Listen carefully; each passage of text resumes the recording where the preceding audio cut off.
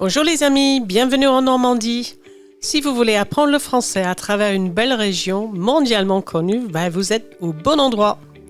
Vous êtes dans l'émission Friends in Normandie, le podcast qui vous parle d'anecdotes historiques, de gastronomie locale, d'architecture et tout depuis la capitale normande, Rouen.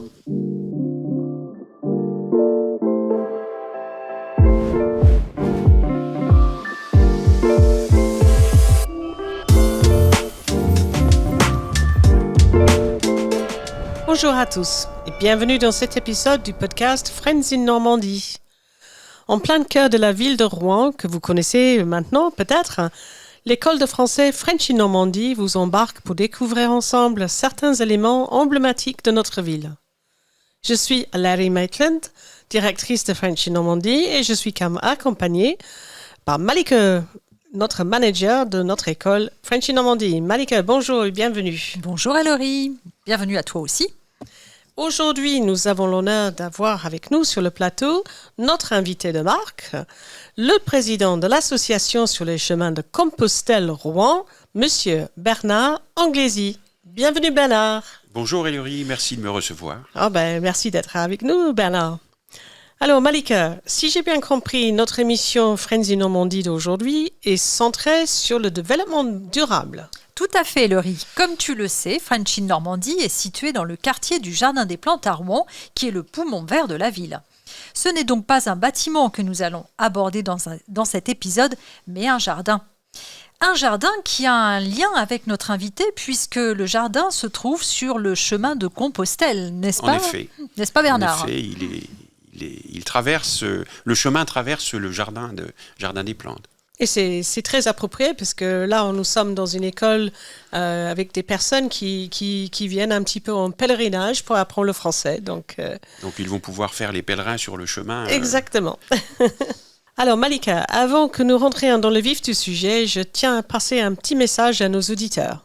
Rendez-vous sur notre blog, sur le site web frenchinormandie.com pour réécouter cet épisode, mais aussi voir l'émission filmée et découvrir nos photos, nos vidéos complémentaires. En bonus, il y a même des questionnaires pour tester vos connaissances. Voilà, maintenant on peut commencer. Prenez une grande respiration et on se retrouve dans l'atmosphère naturelle du Jardin des Plantes de Rouen en face de notre école French in Normandie.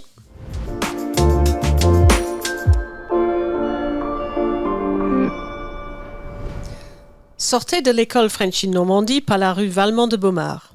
Allez à droite, puis tournez à gauche sur l'avenue des Martyrs de la Résistance et quelques mètres plus loin, vous arrivez sur une grande place et devant vos yeux se dresse l'une des portes principales du Jardin des Plantes de Rouen. Passez la porte et retrouvez-vous plongé dans un endroit très très loin des bruits de la ville. Eh oui, Ellery. Et c'est ici même que l'on se retrouve pour vous emmener dans une petite visite privée du jardin. Le jardin botanique de Rouen ne comporte pas moins de 5600 espèces de végétaux et s'étend sur 8 hectares et demi. Au centre du jardin, on retrouve plusieurs serres historiques. La serre centrale date de 1839 et se trouve au bout de la perspective. Elle a même fait l'objet d'une inscription au titre des monuments historiques de France en 1975. Face aux dégâts liés à son vieillissement, elle fut rénovée en 1999 pour notre plus grand plaisir. C'est exactement ça, c'est vrai. Et comme c'est agréable d'aller se balader quelques minutes en sortant de l'école, peut-être manger un croissant, prendre une petite glace au Jardin des Plantes. Mais je crois, Malika, me souvenir qu'il y a aussi d'autres types de serres. Oui, tout à fait. Dans la partie ouest du jardin, il y a des serres tropicales construites dans les années 30. Et juste à côté, nous retrouvons aussi les 7 serres qui datent de 1883 et 1884. Les serres tropicales et les 7 serres ont été entièrement reconstruites en 2020. L'une d'entre elles propose même des ateliers pour les enfants. Dans le jardin, on trouve aussi des aires de jeux de basket ou de ping-pong qui sont vraiment très appréciés par nos étudiants, ainsi qu'un kiosque à musique de style art déco et un café dans lequel, en haute saison, il est possible de se restaurer. La cabane, se trouvant à proximité des jeux pour enfants et du grand kiosque, propose une multitude de snacks, de bonbons et de glaces. Je comprends mieux pourquoi je vois souvent nos étudiants dans ce coin. Attention à vous régaler avec modération, s'il vous plaît. Malika, tu peux nous parler un petit peu de l'histoire du jardin ? Oui, alors l'histoire du jardin, elle est un petit peu mouvementée. On va prendre notre machine à remonter le temps et je vais tout vous expliquer. Enfin tout, j'espère. L'histoire de notre jardin commence en 1691, quand un homme du nom de Louis Carrel acquiert un terrain de la forêt du Rouvray. Il le fait entourer de murs, dessine un jardin et y fait construire le pavillon double qui existe encore aujourd'hui. Ce pavillon est utilisé comme un lieu d'exposition temporaire. 26 ans plus tard, en 1717, les jardins sont rachetés par le banquier écossais John Law, qui deviendra en 1720 ministre des Finances du pays.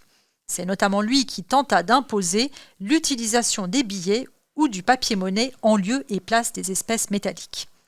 Nous voici en 1741. Après être passé entre les mains de différents membres de la bourgeoisie locale, le jardin est repris par Madame Marie Planterose, un nom prédestiné.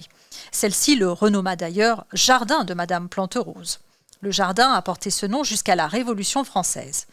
Comme vous pouvez vous en douter, il ne reste que peu de vestiges de cette époque. En guise de seul souvenir, le monogramme PM orne la grille de l'entrée principale du jardin par laquelle nous sommes entrés tout à l'heure. Wow, ce jardin est vraiment rempli d'histoire, Malika. C'est dingue de se dire que la plupart des plantes qu'on y croise ont vu beaucoup plus de choses que nous. J'imagine que l'histoire, quand même, ne s'arrête pas là. Mais pas du tout. Voyageons un peu plus rapidement maintenant. Allez, quelques dates. 1801, le jardin est racheté par François Tillard qui organise de splendides fêtes publiques. Il le renomme le jardin du Trianon, ce qui donna plus tard le nom de la rue avoisinante, rue du Trianon. 5 ans plus tard, en 1806, la première femme aéronaute Sophie Blanchard y décolle seule à bord de sa montgolfière. Si vous cherchez bien, vous trouverez dans le jardin une plaque commémorative à sa mémoire. En 1817, encore une histoire de ballon. Cette fois-ci, c'est Elisa Garnerin qui se livre à une descente en parachute en sautant depuis son ballon au-dessus du jardin des plantes. Comme quoi, vous voyez les femmes, elles sont aventurières. Enfin, c'est en 1832 que le jardin devient la propriété de la ville de Rouen grâce à l'achat du domaine de Trianon pour y transférer son jardin botanique. C'est ça, et que des rebondissements, et ce n'est pas tout. Le jardin est depuis peu également partie d'une route historique. Alors, c'est pour ça qu'on a Bernard avec nous aujourd'hui. Et corrigez-moi si je me trompe, Bernard, mais ce n'est que tout récemment que Rouen, dans son jardin, a rejoint le chemin de Compostelle sur un nouvel itinéraire Amiens-Rouen-Chartres, si je me souviens bien, et qu'on appelle la route des Anglais. Alors, vous ne vous trompez pas, mais en fait, le chemin de Compostelle passe par Rouen depuis très longtemps. Par contre, il y a des voies différentes qui viennent en général d'Angleterre ou du nord de l'Europe. Et ce passage dans Rouen est assez récent.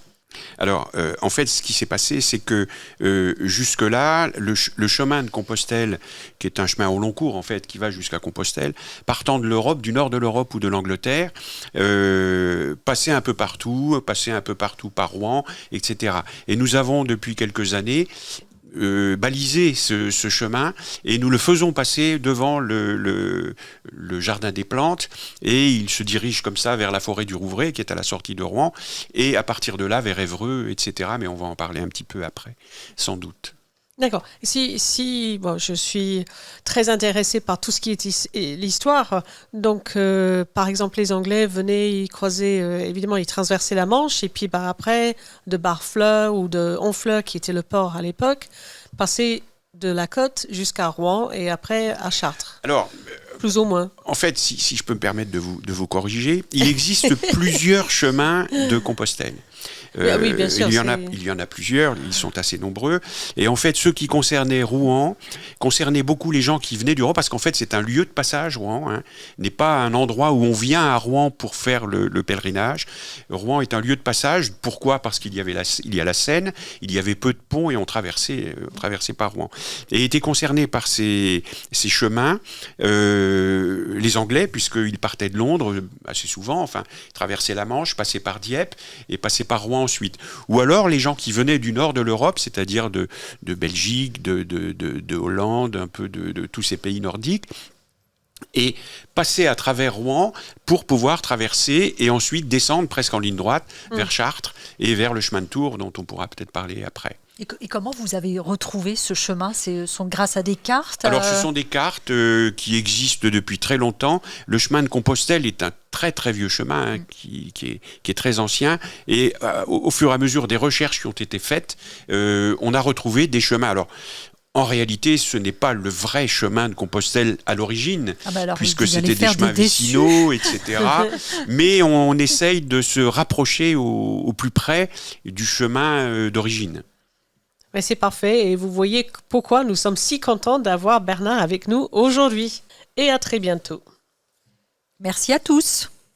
Merci à vous.